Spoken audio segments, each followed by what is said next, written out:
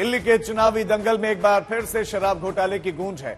CAG की report का हवाला देकर बीजेपी फिर से आम आदमी पार्टी पर हमलावर हो गई है और इस घोटाले से दिल्ली को 2000 करोड़ से ज्यादा का नुकसान का आरोप लगाया जा रहा है। रिपोर्ट के हवाले को देकर बीजेपी यह भी आरोप लगा रही है कि शराब घोटाले में आम आदमी पार्टी के नेताओं को रिश्वत के पैसे मिले। अब आरोपों के मुताबिक लाइसेंस जारी करने में नियमों की अनदेखी की गई, कीमतें तय करने में पारदर्शिता नहीं रखी गई। अब दिल्ली चुनाव के बीच में एक बार फिर से बीजेपी और आम आदमी पार्टी में शराब घोटाले पर संग्राम छिड़ गया है।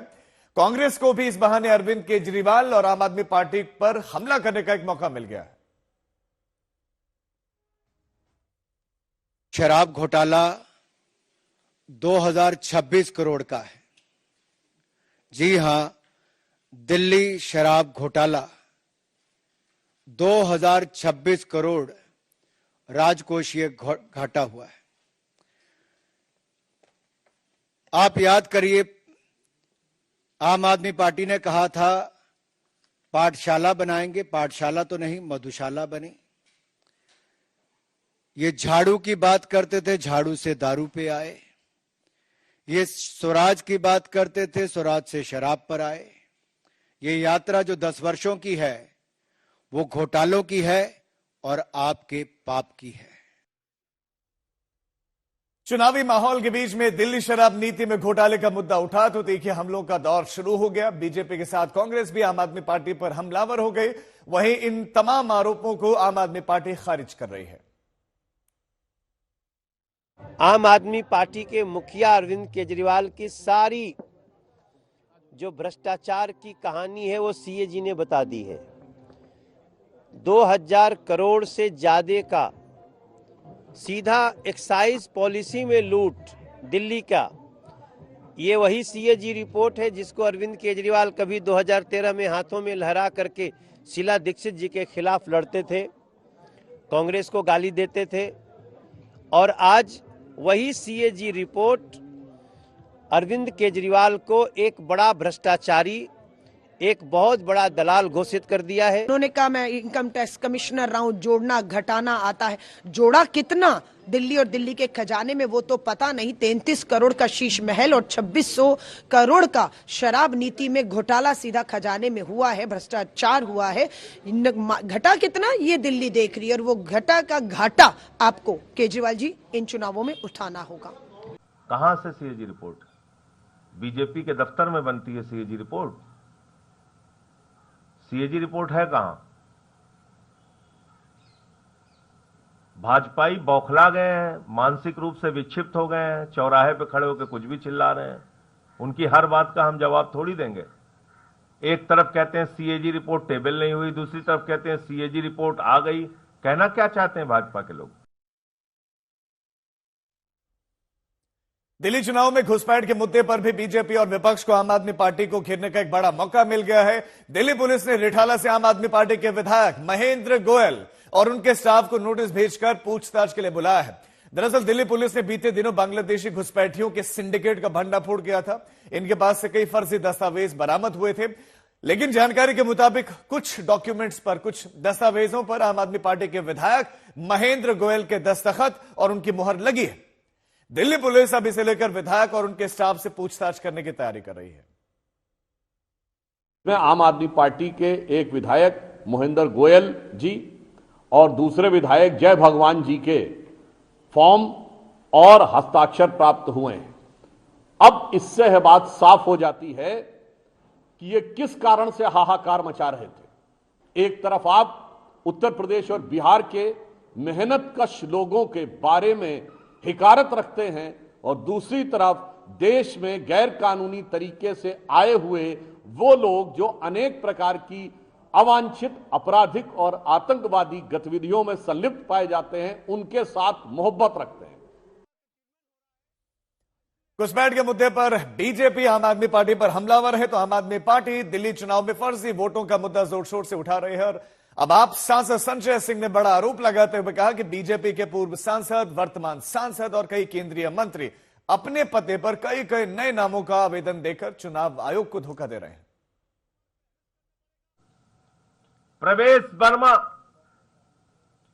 वो पूर्व सांसद है, मौजूदा सांसद नहीं है।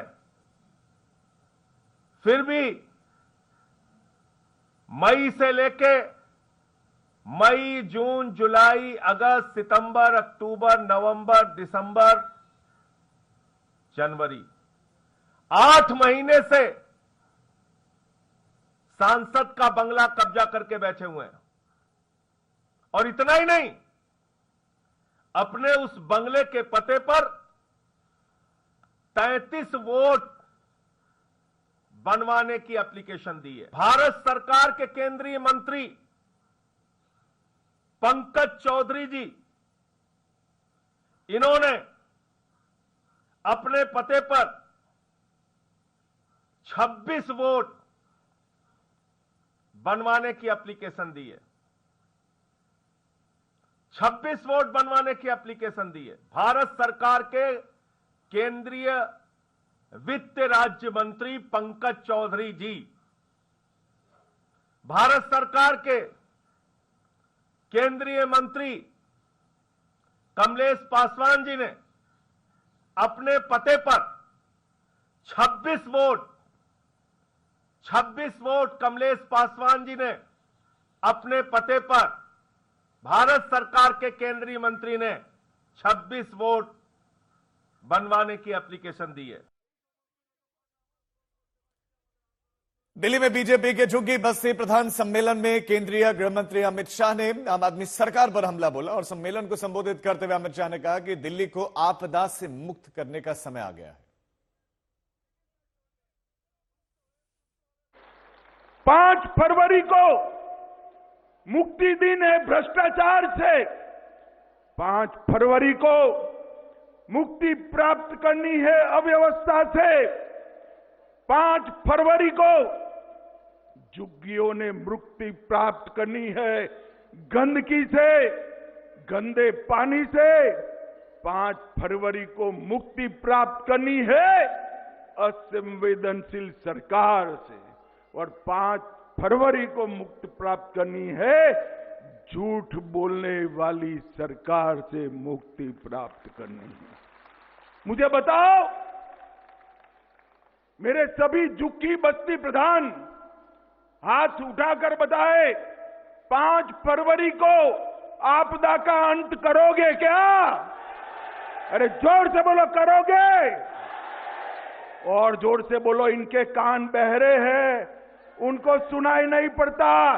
5 फरवरी को दिल्ली सरकार को उखाड़ कर फेंक देंगे क्या? तमाम आरोपों और वार पलटवार के दौर के बीच में आम आदमी पार्टी दिल्ली की चुनावी जंग को मुख्यमंत्री के चेहरे पर केंद्रित करने की कोशिश में लगी है। आप संयोजक अरविंद केजरीवाल ने आज दावा किया कि बीजेपी जल्द ही रमेश बिधूड़ी को सीएम उम्मीदवार घोषित करने वाली है। आम आदमी पार्टी की तरफ से तो शुरू से ही ये जग जाहिर था, पूरी पार्टी ने निर्णय लिया था, मेरे नाम के ऊपर सहमति थी कि अरविंद केजरीवाल जो है वो सीएम उम्मीदवार होंगे। भारतीय जनता पार्टी का पता नहीं चल रहा था किसी को कि कौन होगा। कल इनकी सीईसी की मीटिंग हुई है, सेंट्रल इलेक्शन कमेटी की मीटिंग हुई है और सूत्रों से पता चला है कि उस मीटिंग में भारतीय जनता पार्टी ने शायद निर्णय लिया है कि रमेश बिधूरी जी भारतीय जनता पार्टी के सीएम उम्मीदवार होंगे। ऐसा बताया जा रहा है सूत्रों के मुताबिक कि 1-2 दिन में औपचारिक रूप से रमेश बिधूरी जी के नाम का ऐलान कर दिया जाएगा। रमेश बिधूड़ी के नाम को लेकर यह दावा आम आदमी पार्टी की ओर से लगातार किया जा रहा है और एक दिन पहले सीएम आतिशी ने भी यही दावा किया था कि बीजेपी रमेश बिधूड़ी को मुख्यमंत्री का चेहरा बनाने जा रही है। साथ ही आतिशी ने कहा कि अब दिल्ली की जनता केजरीवाल और रमेश बिधूड़ी के बीच अपने नेता का चुनाव करेगी। फ्री इलाज देने वाले, बुजुर्गों को तीर्थ यात्रा करवाने वाले, महिलाओं को फ्री बस यात्रा करवाने वाले अरविंद केजरीवाल जी, और दूसरी तरफ गाली गलौच करने वाले, अभद्र भाषा का इस्तेमाल करने वाले, महिलाओं पे अभद्र टिप्पणियां करने वाले रमेश बिधूड़ी जी। तो अंतर बिल्कुल साफ है कि आम आदमी पार्टी के पढ़े लिखे नेता अरविंद केजरीवाल जी और दूसरी तरफ गाली गलौच पार्टी के गाली गलौच करने वाले नेता रमेश बिधूड़ी जी, अब ये दोनों ऑप्शन दिल्ली के लोगों के सामने है और मुझे पूरा भरोसा है कि दिल्ली के लोग काम करने वाले पढ़े लिखे मुख्यमंत्री को ही पसंद करेगी। देखिए, आतिशी मारलेना के साथ दिक्कत क्या है कि उनकी पार्टी उन्हें खुद सीरियस नहीं लेती। अरविंद केजरीवाल खुद उन्हें काम चलाओ मुख्यमंत्री कहते हैं। मैं उनसे सिर्फ एक निवेदन करता हूं, रमेश बिधूड़ी का नाम लेने का मतलब है कि वो एक बार बार उस इमोशनल कार्ड को खेलना चाहती हैं जिससे जनता उनके पक्ष में आए। लेकिन इस बात को आतिशी मार लेना को समझना पड़ेगा कि इतिहास आपका पीछा नहीं छोड़ेगा।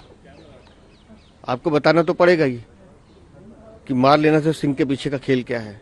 आप नहीं बताना चाहती, मत बताइए, लेकिन आपका नाम था आतिशी मार लेना और बार बार आप एक विधानसभा के लिए एक व्यक्ति विशेष का नाम लेकर उस इमोशनल कार्ड को खेलना चाहेंगे, उससे कुछ होना नहीं है। आतिशी जी को पता चल गया होगा, क्योंकि दोनों के लिए कई ऐसे लोग हैं जो दोनों पार्टी में आना जाना रखते हैं।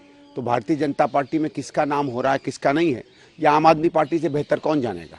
आप एक अलग एंगल दे रहे हैं, अलग तर्क दे रहे हैं कि दोनों के बीच समन्वय है, वो तो बहुत पुराना है, उसमें नई बात क्या है, उसमें नई बात क्या। आपको कैसे पता कि इस पार्टी में किसका नाम लिया जा रहा है?